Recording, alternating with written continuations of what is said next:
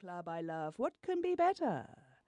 And after that, I will take you to the Reeperbahn, the famous nightlife district of Hamburg, where you can find yourself another German lover boy. He grins at me and turns off the meter on his dashboard.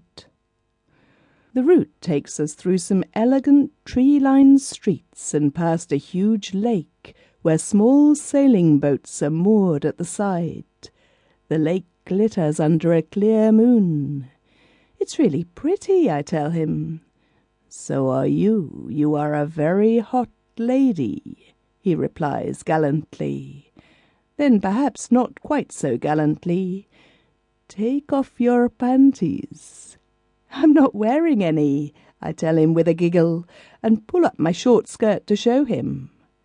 We're stopped at a red light at this moment.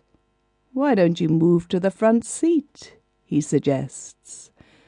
I obediently get out of the car and climb into the passenger seat.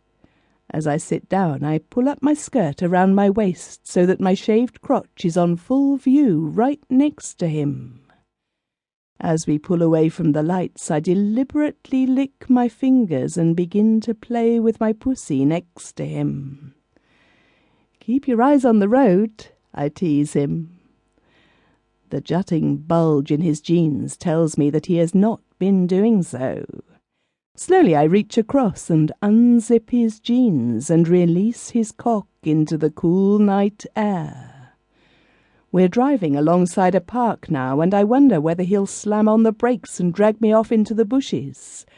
But he keeps going, so I begin to rub his manhood slowly and firmly with one hand, while manipulating my own pussy with the other. Does this feel good? I ask. His reply is more of a groan than a word. I take it as a yes, and tighten my fingers a little more around his cock as I pleasure him. Then all of a sudden we are driving onto a deserted square next to a large stadium building. St. Pauli's Stadium, he tells me, the most beautiful thing in the world, apart from you. And he stops the taxi right next to the building. The moment he has turned the engine off, he throws himself onto me, and his mouth is suddenly pressed hard onto mine, his tongue probing its way between my lips. It feels warm and sexy, and I respond eagerly, kissing him as though our mouths were magically moulded together. One of his hands swiftly takes possession of my crotch and begins to explore the moist slit between my thighs, while the other snakes around my shoulders and works its way inside my strappy vest top in search of the nearest voluptuous breast. It feels wonderful. His hands are warm in the cool night time, and his fingers move expertly to circle my clitoris and my nipples, each of which perk up with excitement, making me gasp with lust. The taxi driver pulls his mouth away from mine, breaking the suction between us. "Let's get out and do it on the car bonnet," he says. "The heat of the engine will keep you warm at the front, and I will warm you from behind." I obey and open the passenger door. By the time I have climbed out, my driver is already standing next to me, pulling me towards the front of the car.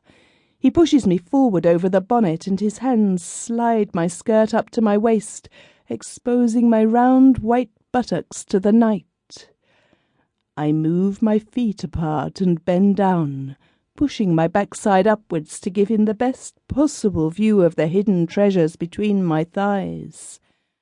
For a moment he pauses, letting his hands run over my buttocks, stroking my thighs, reaching up to clasp my waist and push my top up, so that my breasts dangle in front of me above the warm metal of the car.